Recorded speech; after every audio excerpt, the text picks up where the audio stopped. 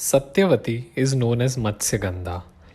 Born to the King Vasu of Chedi and a cursed Apsara, she was abandoned by the king and given to Dasharaj, a commoner who was the chief of the fisher community.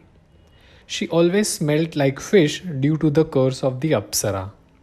She lived in the coastal region with her father and was involved in fishing and rowing boats. One day, Rishi Parashar came to her hut in the coastal region. He talked to her father and indicated a wish to cross the river to go to the opposite coast. Dasharaj made sure that Satyavati would go with her and make him reach his destination. She happily agreed.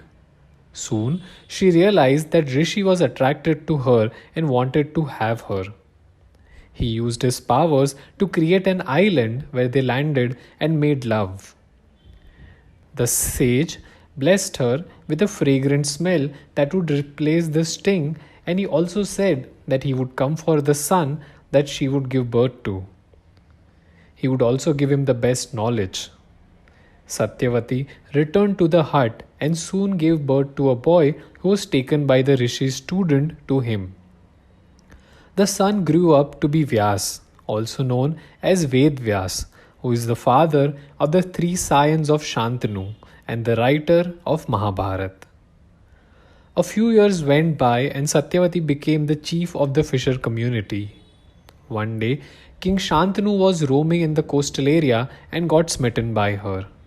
He asked her to make him cross the river and she obliged.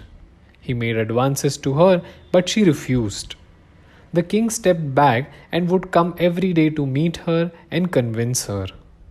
Satyavati was convinced to give in to his desires, but she asked that she would become the queen of Hastinapur and would be given all the powers and status of the queen. Shantanu agreed, and then he decided that he would meet Dasharaj before taking her to Hastinapur and marrying her. He came the next day and met Dasharaj. Dasharaj agreed to the marriage, but on the condition that he would make sure that Satyavati would be the queen and her heir would be the king. Dasharaj was okay if Shantanu wanted Devavrat to marry her and make her the queen, but this condition should be fulfilled. It also meant that Bhishma would have to give up the throne for her. A perplexed Shantanu went back to his palace and lived in sadness for a few days, until Bhishma figured out the cause of his sadness. He went with his charioteer to Satyavati's hut. Bhishma heard the condition of Dasharaj and took the vow of celibacy.